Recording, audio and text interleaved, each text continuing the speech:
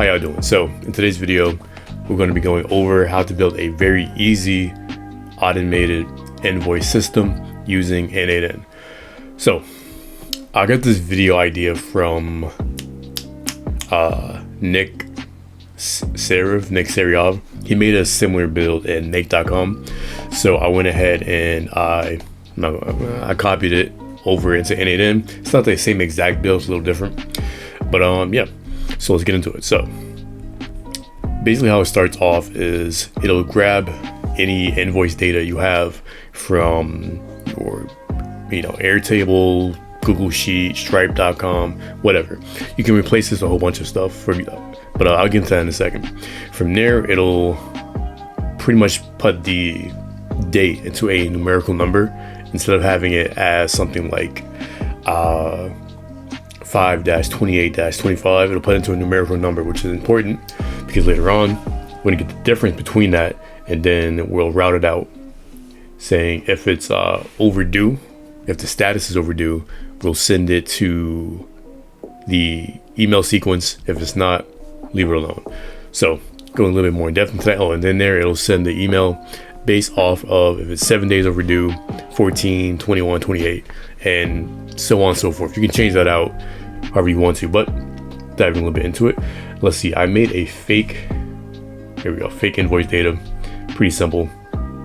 Name, the amount that you have to pay, the status, and the date sent. So for example, like I said earlier, if it's overdue, it will be sent to the email process. If it's not, we'll leave it alone. There's no reason to reach out to them if it's not overdue yet. So getting into it, you can replace this with anything now. Let me see. You can have Stripe natively on N8N. Is there PayPal? There is PayPal, so you can have a bunch of different payment processing plans or payment systems as your trigger, but just for this, I'm going to use Google Sheets. And then here, in this code right here, pretty much what's happening is it'll take, let me see if we can execute this. So yeah, so the data that I was getting from the Google Sheet came back as this instead of a actual date. So this code right here just pretty much turns it into a numerical number that, or not numerical number, it pretty much transforms it back into the actual date format. Why it's like that, I don't know. I'm sure I can go around and play with it, but whatever.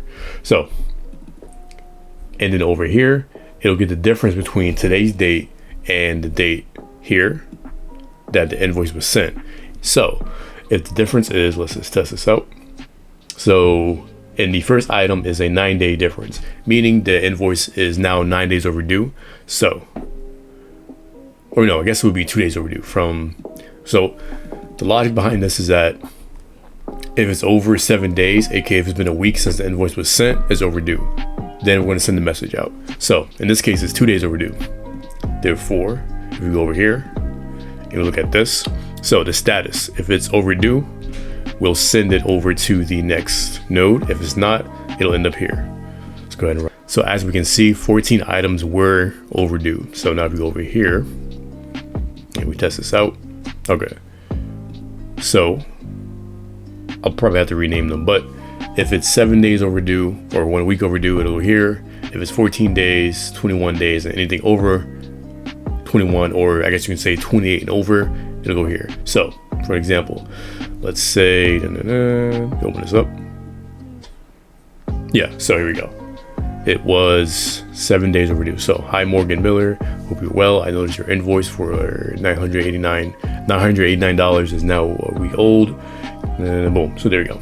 And then that email will be sent out. I didn't actually set this Gmail note up because I don't want to send the email out to anyone, and I don't really want to risk doing that. So I had a similar build I was testing out previously and ended up sending emails out by mistake. So it sent out like 50 emails without me actually knowing it, and it probably costed me some leads, but you live and you learn. So, and here the switch node, depending on how overdue it is, if it's 7 days, it'll be sent to this path. If it's 14 days, it'll be sent to the 14-day path, and so on and so forth. Again, you can change all this out if you want to make it 2 months, 3 months, a week, and then a month, and whatever you can. But just for the demo, I made it increments of 7 days all the way up to 28. And then opening up this Gmail node one more time. So here you can have any message you want. I just had ChatGPT come up with a random message just for this use case. And then you can dynamically call it by just pulling out the name variables or the fields from the code. You could pull it from here, but what I found is pulling it from a little bit later down the funnel or down the flow, it'll give you more of a accurate field. Because previously, this is really quick, I'll explain a little bit. In a previous build, I think it was my email outreach system, it was pulling it from here, but then later on when I tried to pull out the how do I explain this? So it's hard to explain if I actually have it in front of me, but basically I had a sheet and I had a loop that was going through items, and if they matched the criteria, they moved on to the next one. But I was calling the name from here, but I was getting the information that I was scraping from the loop. So it wasn't aligned, it wasn't matched up.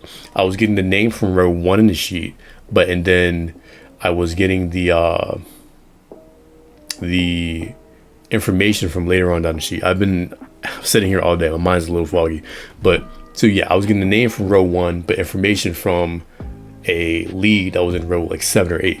So it wasn't aligned up. So I'm talking to row 1 as if they're a completely different person, so that the email wasn't accurate. So you want to make sure that you're calling or you're pulling the fields from a little bit later on down the line, just as a good practice.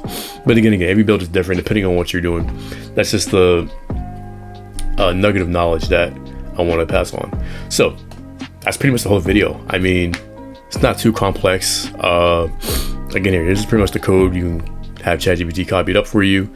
Yeah, this is pretty much it. Of course, you can make this way more in depth. You can have it be more in touch with what your business is, what you're doing. You can replace this with Stripe, PayPal, whatever you want to do. And yeah, if you enjoyed the video, make sure you like, comment, subscribe, and thank you. I appreciate it.